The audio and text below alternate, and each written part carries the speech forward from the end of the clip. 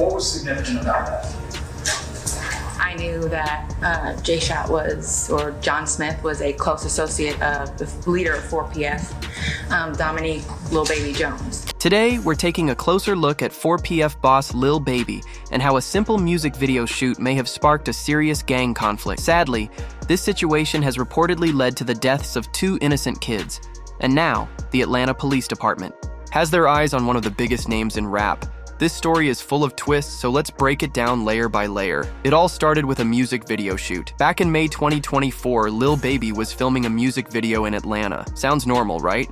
Just another day for a superstar rapper. But according to police, this wasn't just any location. It was allegedly turf-controlled by a rival gang known as the Goodfellas, and more specifically, their subgroup called Only My Family, OMF. Police believe that by shooting the video there, Lil Baby was sending a message, taunting his rivals by stepping into their territory. As one commentator said, he knew exactly where he was and what it meant. The optics of a multi-millionaire rolling through a neighborhood in his bulletproof truck and his thousand security guards going to an op neighborhood, filming a music video, antagonizing that community, rolling away in his Lamborghini and his 1,000 security guards, and then leaving that community to destruction. There's something wrong with that optics. Oh, it was in his op? It wasn't in his neighborhood? But things took a wild turn during the music video shoot. While filming was happening, gunshots suddenly rang out. 3 people were hit, but thankfully they all survived. Lil Baby wasn't hurt, but this shooting may have been the spark that set off everything that followed. According to the police, here's how it unfolded. The shooting at the video set made Lil Baby's crew furious. In what police claim was an act of revenge, members of 4PF, 4 Pockets Full, Lil Baby's label and alleged gang, reportedly shot and killed a man named Trevante Turner on June 29, 2024. And sadly, it didn't stop there. After Turner was killed, members of the Goodfellas gang allegedly decided to strike back. Just after midnight on July 2, 2024, gunmen opened fire at Sparks Apartments on Spark Street SW in Atlanta. 3 young boys were caught in the crossfire. 13-year-old Layman Freeman, who had just turned 13 that very day, 13-year-old Jackety Davis, and 11-year-old Dantavius Davis, who was shot in the foot but survived. Tragically, both Layman and Jackety died from their injuries. Police say the attack was ordered by a locked-up OMF gang leader named Keontae Midnight Sanders. From behind bars at Hancock State Prison, he allegedly used contraband phones and social media to plan the shooting. Fast forward to February 26, 2025, Atlanta police held a press conference and announced that 7 people had been arrested. Those arrested include, during the press conference, Homicide Commander Major Ralph Wolf made a shocking statement.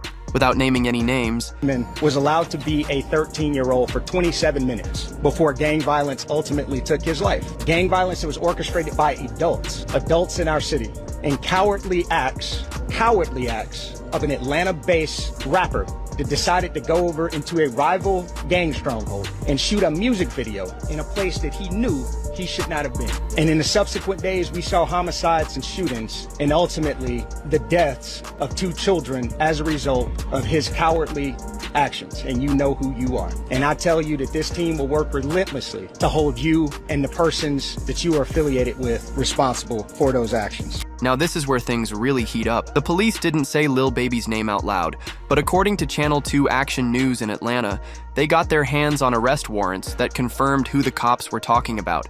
Dominique Jones, better known as Lil Baby. The warrant reportedly named him as the leader of 4PF.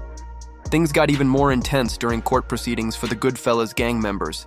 An Atlanta gang investigator named Marissa Vivivero took the stand and shared some serious evidence. She testified that during a wiretapped phone call, someone mentioned that Lil Baby had tickets on people's heads. In gang slang, that means he allegedly put bounties on certain individuals. Just heard somebody say these folks got tickets on these people. We know what's going on. First of all, who was that said that about the tickets? Unc, the unidentified male that was being referred to as Unc. And he's speaking with Mr. Sanders? Correct. What, in your experience, do you know what tickets are? A price on somebody's head. What do you mean by that? What do you mean on somebody's head? What's that? Like a bounty. To have them arrested? Harmed or killed. And who were they referring to in that portion of the call? They were saying that they had heard that Dominique Jones had tickets on a lot of people's heads. Dominique Jones had wanted to have people harmed. Correct. But wait, there's more to this story than just the police's version. Lil Baby and his legal team have strongly denied any connection to the crimes being investigated. His lawyers, Drew Finling and Marissa Goldberg, called the accusations completely false and said they made no sense. They pointed out that choosing a location for a major music video isn't up to just one person. It's usually handled by a full professional team. They also said it was unfair to suggest that Lil Baby can't film a video in his own hometown, especially since he's always shown love and support for Atlanta.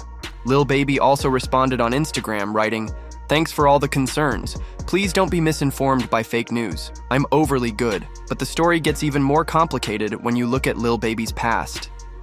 Before his rap career took off, he spent time in prison from around 2014 to 2016 on drug and gun charges. After getting out, he dropped his debut mixtape Perfect Timing in 2017, and that's when things really started to blow up for him. Since then, he's become one of the biggest names in the rap game, but he's also had a few run-ins with the law. In February 2019, he was arrested in Atlanta for reckless driving, running from police, and not using a turn signal. In July 2021, during Paris Fashion Week, he was briefly detained in France for allegedly having cannabis. He was released after paying a fine. More recently, in August 2024, he was arrested in Las Vegas for carrying a concealed weapon without a Nevada permit. His lawyers explained that while he had a valid permit in Georgia, Nevada doesn't honor out-of-state permits. But this current case is something completely different. This time, police are trying to link him to a series of events that ended with the deaths of 2 children.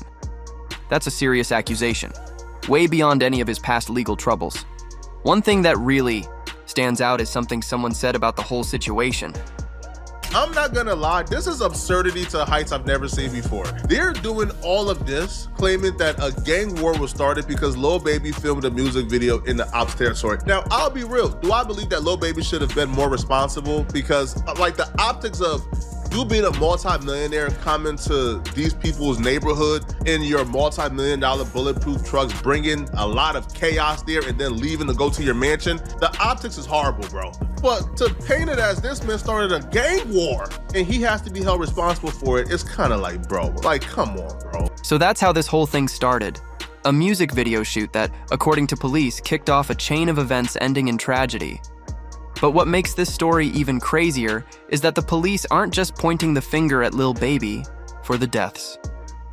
They're reportedly trying to build a RICO case against him and his whole 4PF crew. And that's where things get really serious.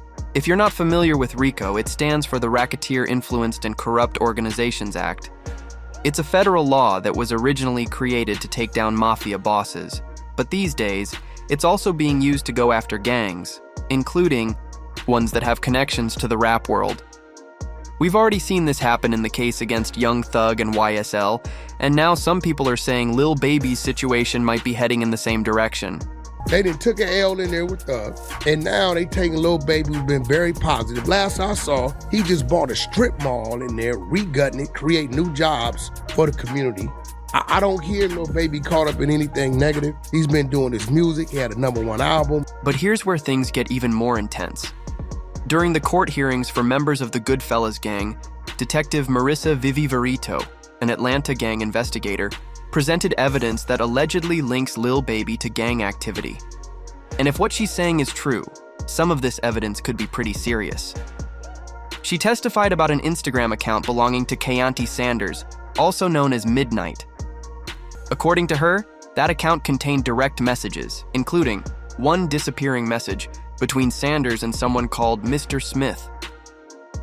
When asked why this was important, Detective Vivi-Verito explained, I knew that J-Shot or John Smith was a close associate of the leader of 4PF, Dominique Lil Baby Jones. This part is important because the police are trying to show a direct connection between Lil Baby and people involved in alleged gang activity. But the real shocker came when Detective Vivi-Verito shared wiretap evidence. According to her, the recordings captured someone talking about Lil Baby putting bounties on people's heads.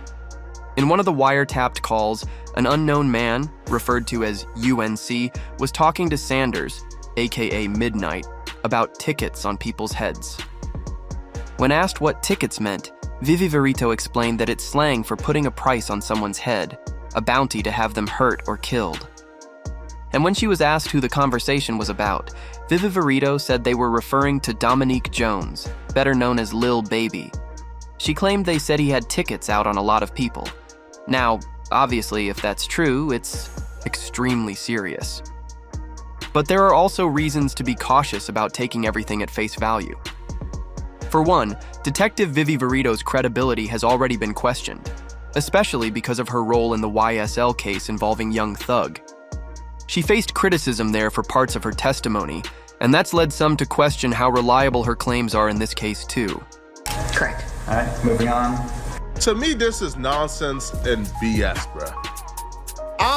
Ops being paranoid because they are out here harming people who are close to me, being paranoid that me, the bagman, me, the rich rapper, may have some money on their heads because they're doing foul things. That's y'all proof that I'm involved in this gang war? That's y'all proof that I should be brought in for a RICO? I think it's insane, bruh, right? Now, listen, bruh. At this point, bro, we gotta stop using like Verito the Vixen as a gang expert or as anybody credible, bruh. Like, have y'all forgotten like the YSL trial where even the judge got frustrated at Verito because Verito was on that stand, bruh, spewing nonsense, dodging questions, being uncredible? There's also the question of whether the police are trying to build a case based on flimsy connections rather than solid evidence. As one commentator put it, being played. And on one of the wiretaps, somebody mentioned that Lil Baby had tickets, aka a bag, a bounty on some people's heads. If they know what the ops did to you, they know what you did to the ops. That's the code of the streets, people. So don't ever celebrate your ops getting a RICO.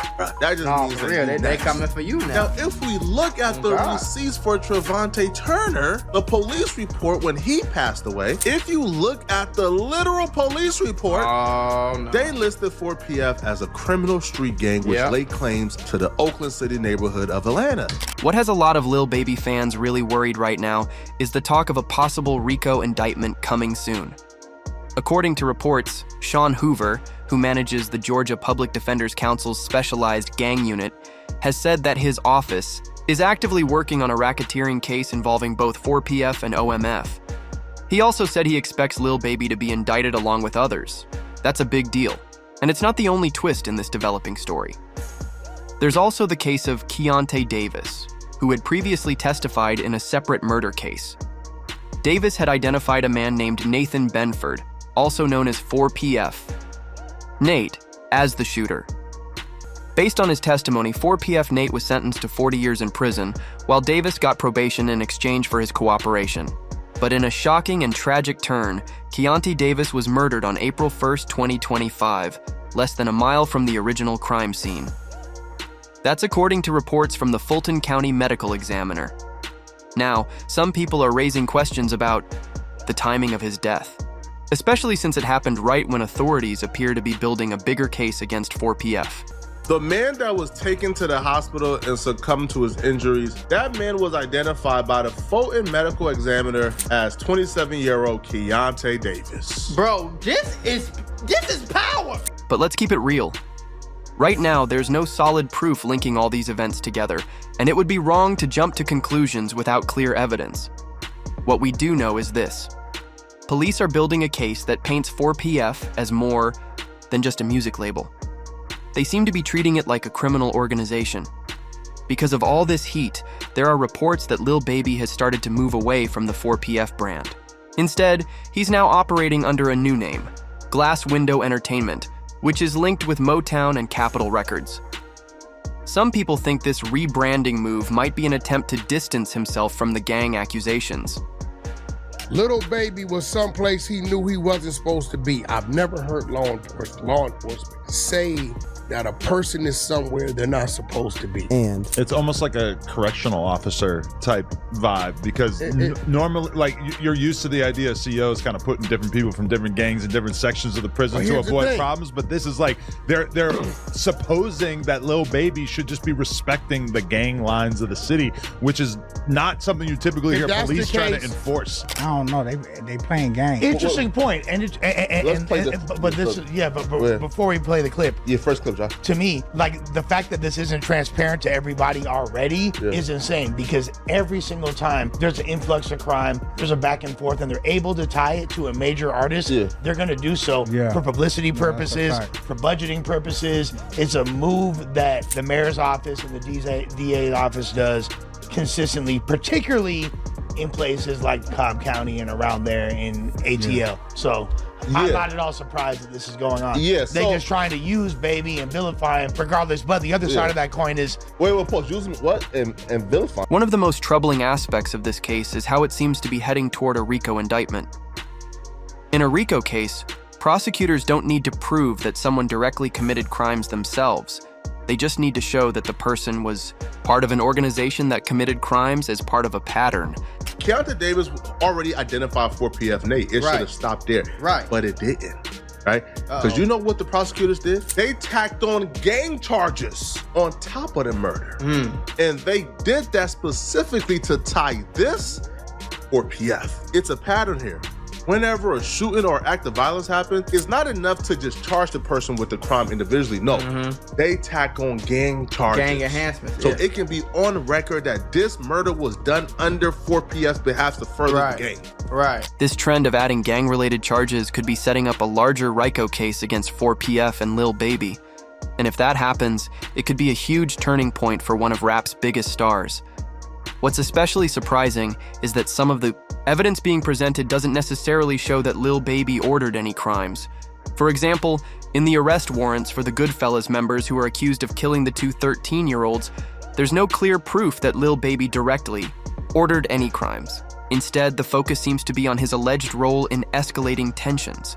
And then, in a really strange twist, there's even evidence suggesting that Lil Baby might have been a target himself. Reports say that Keontae Sanders, the alleged OMF leader, planned to extort Lil Baby for $5 million when he got out of prison. This could mean that, instead of just being the instigator in this conflict, Lil Baby might have also been seen as a potential victim. So what's next for Lil Baby? If he really does get hit with a RICO indictment, it could be devastating for his career.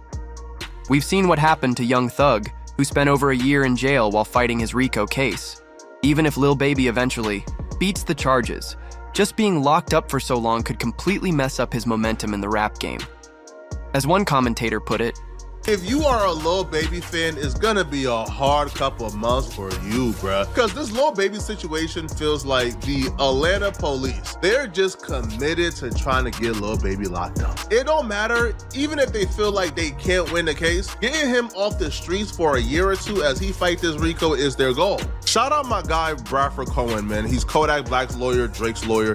He actually gave a take on his Lil Baby situation that I believe it's pretty much what's gonna happen. So he says they're trying to say that Lil Baby is going to get indicted. We all know how that goes in Atlanta. Those prosecutors can't get out of their own way. Another clown show if that happens. What's particularly concerning is how some legal experts are already talking about this case as if an indictment is a foregone conclusion.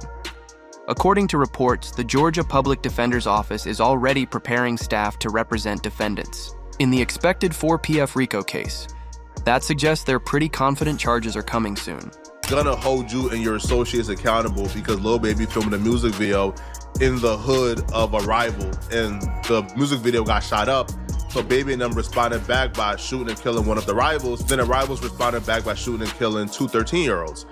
Atlanta PD is blaming Lil Baby for that, claiming that Lil Baby is responsible because he filmed a music video in Goodfellas territory. And then we sit back and we watch them arrest Goodfellas for RICO, and then Lil Baby name is being mentioned throughout the entire grand jury. It's like, bro, is this about Goodfellas or about Lil Baby? It don't make sense. A lot of fans on social media are calling this a witch hunt. When the news first broke about Lil Baby being linked to these shootings, many fans quickly defended him, questioning how he could be blamed for the actions of others. One person even commented, "So since y'all can't control y'all's city, it's Lil Baby's fault?" Another fan asked, "Arrest him for what? Why aren't they finding the shooter?" It seems like many fans feel that police are scapegoating Lil Baby instead of focusing on the actual people responsible for the violence. Some even suggested that Lil Baby could sue for defamation, with one fan saying, "He wasn't even there. Defamation lawsuit coming." Of course, not everyone is on Lil Baby's side. A small group of people think he should be held accountable, with one person commenting, "Lock him up, please, he's a person before a musician." But overall, there's a lot of skepticism about the police's story. What's especially interesting is that many fans are talking about the legal side of this situation, showing that they're paying attention to the legal process, not just defending their favorite artist. Even in the media and among commentators, there are mixed opinions about how the police are handling things. Some are critical, questioning why they would publicly tie Lil Baby to the case without actually charging him.